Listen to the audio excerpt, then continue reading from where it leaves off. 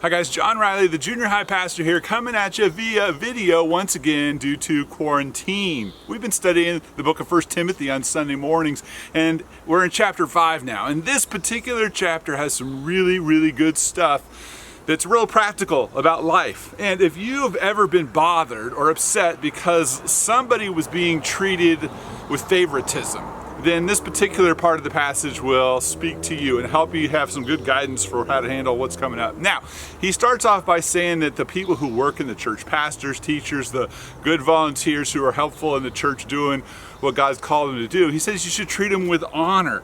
And then get down to verse 20, and he says, but those elders who are sinning, you are to reprove before everyone. So the elders who are doing a good job, doing the right thing, worthy of honor. The ones that are sinning, you gotta call them out. Call them, reprove them, correct them, make it publicly known before everybody that this is a problem.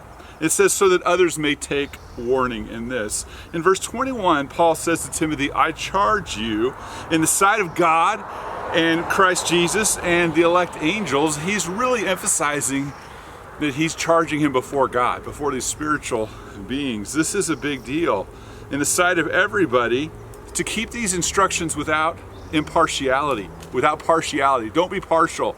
And he makes it more specific, and do nothing out of favoritism. Favoritism. He's saying don't cover up people's sins. It's normal for us to want to cover for our buddies, our friends. We want them to be able to get away with things a little bit because we can put ourselves in that place and be like, oh yeah, and we try and help them. Paul's saying to Timothy, don't do that. Don't cover up for people when they sin, especially leaders in the church, because we want to help them grow, and the church needs to be an example to everybody. And we can't play favorites like that. For the sake of the people sinning, you got to call them out. For the sake of the whole church, so they know you can't do that, you got to call them out.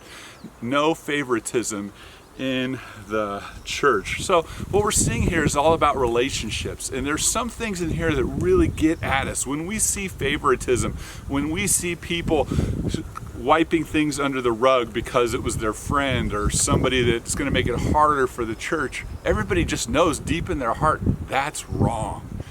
And Paul saying, don't let that happen. Don't let it be like that in your church.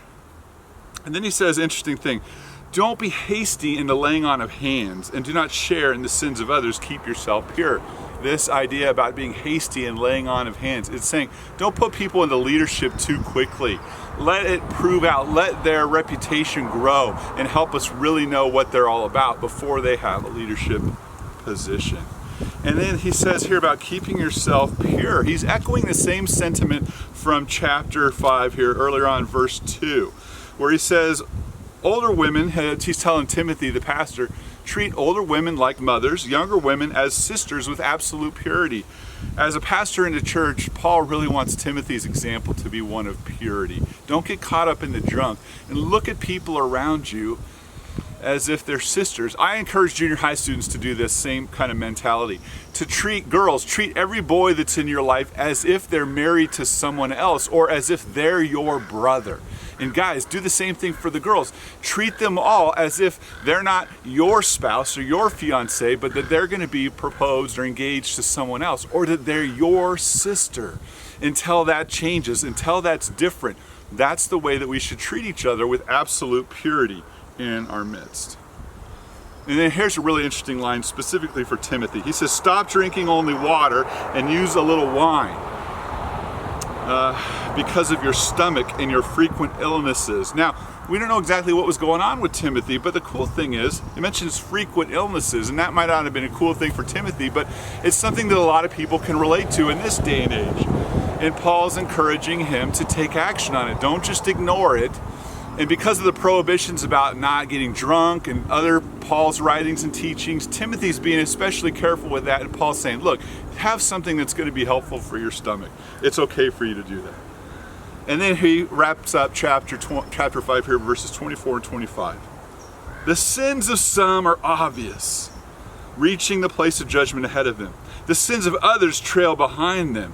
This made me think of Pigpen. If you remember, on my shirt is Snoopy. Charles Schulz, the creator of the comic strip Peanuts, created Charlie Brown, Snoopy, and the character who, when I was young, was my absolute favorite, called Pigpen. I wished he was in more things. I just thought he was the coolest thing. Here, Charles Schulz drew a little boy and then always covered him in dirt and had dirt surrounding him. And as a young kid, I just thought, that's so cool. You could just be dirty and not have to worry about it.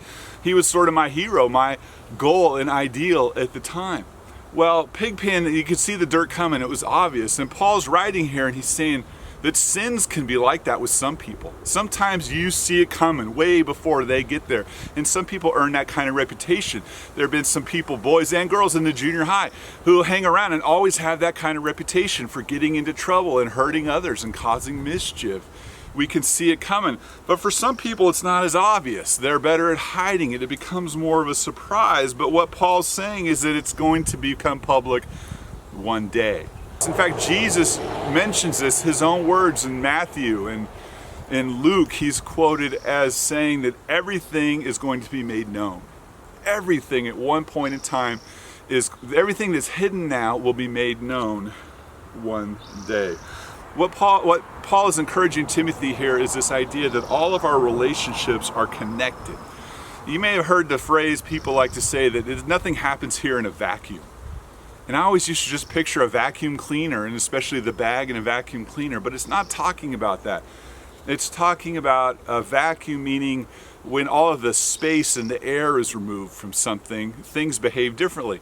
Here's an illustration I found on YouTube where they had a giant room and they sucked out all of the air, and then they dropped a bowling ball and a feather, and they both fell at the same rate.